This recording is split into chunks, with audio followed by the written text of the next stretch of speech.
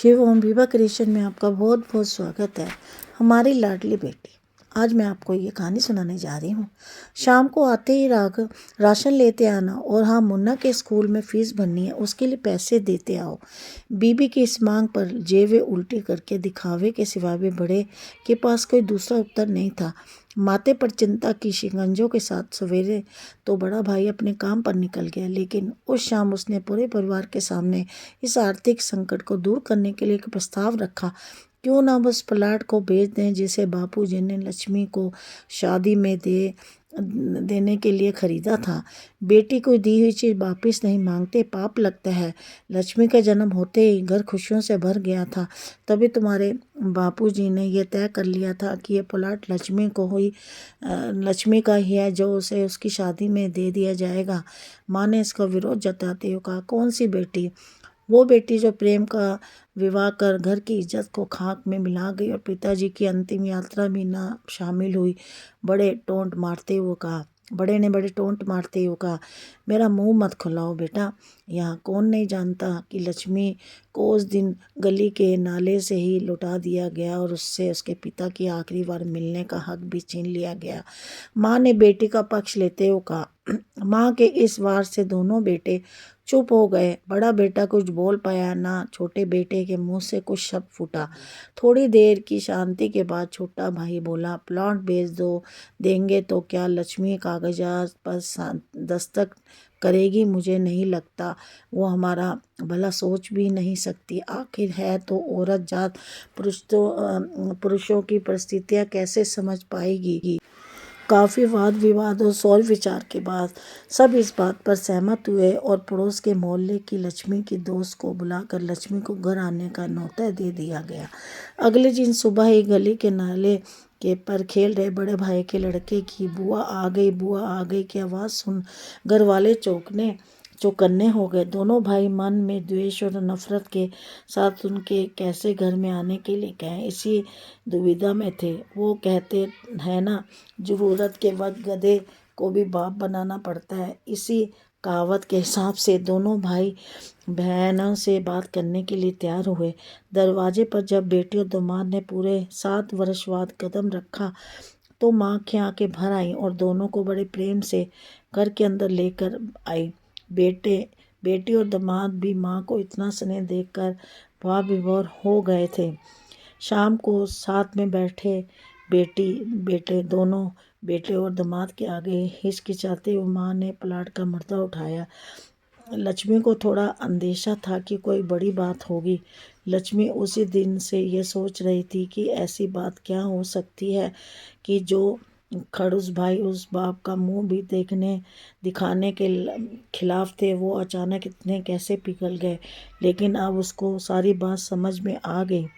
लक्ष्मी ने तिरछी नज़र से पति की तरफ देखा तो वह बोल पड़ा, देखिए माँ जी, शादी से पहले जो कुछ आपका था वो आपका ही रहेगा। ना उस पर मेरा या लक्ष्मी का कोई हक नहीं है, नहीं है। भविष्य में हम मांगेंगे भी नहीं। इसलिए आप निश्चित होकर उस प्लॉट के साथ जो करना है कीजिए। आप जहाँ कहेंगे हम वहाँ साइन कर देंगे। सुबह से अपने जीजा के नज़रें चुरा रहे दोनों भाइयों ने जब अपने जीजा को अच्छे से देखा, सोआ प्लाट के कागजात पर बहन के दस्तखत देकर काम खत्म किए जाया ये तय हुआ। अब इस मीटिंग को ख़त्म कर उठ ही रहे थे कि टीवी पर अनाउंसमेंट हुआ कि आने वाले 21 दिनों तक देश में लॉकडाउन लगाया जा रहा है। लक्ष्मी के पति ने फ़ोन पर बात करने के बाद कहा, अब हम क्या करेंगे लक्ष्मी? कल ही बस भी रद्द हो गई और 21 दिन तक कोई बस नहीं है। हम तो फंस गए। इस खबर से दोनों भाई बहुत निराश हो गए, क्योंकि एक तो उनकी आमदनी कम थी और 2 लोगों का और खाने पीने का बोझ बढ़ गया। लेकिन माँ अंदर खुश थी, क्योंकि इतने वर्षों बाद बेटी घर वापस लौटी थी। बेटी इसी बहाने कुछ दिन आराम से उसके साथ रह पाएगी। दोनों भाई छूटक सब्जी और फल बेचा करते थे। कुछ दिनों से ही लॉकडाउन के चलते और कोरोना वायरस के चलते लोगों ने उनके सब्जियां और फल खरीदने बंद कर दिए। पहले से खराब उनकी आर्थिक स्थिति और ज़्यादा खराब होने लगी और मन ही मन लक्ष्मी के कदमों को अशुभ मानने लगे।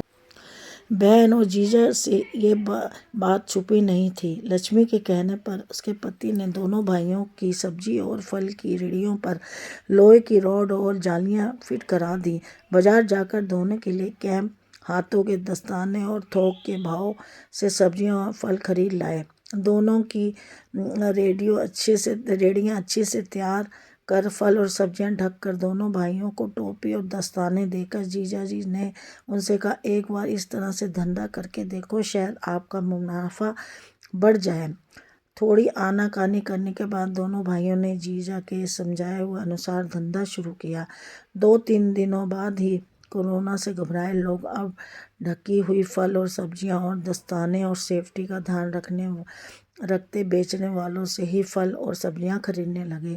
इस तरह समझदार दामाद की वजह से धीरे धीरे दोनों भाइयों का धंधा अच्छा चलने लगा और उसके घर का गल्ला जो पहले खाली हो रहा था अब धीरे धीरे भरने लगा।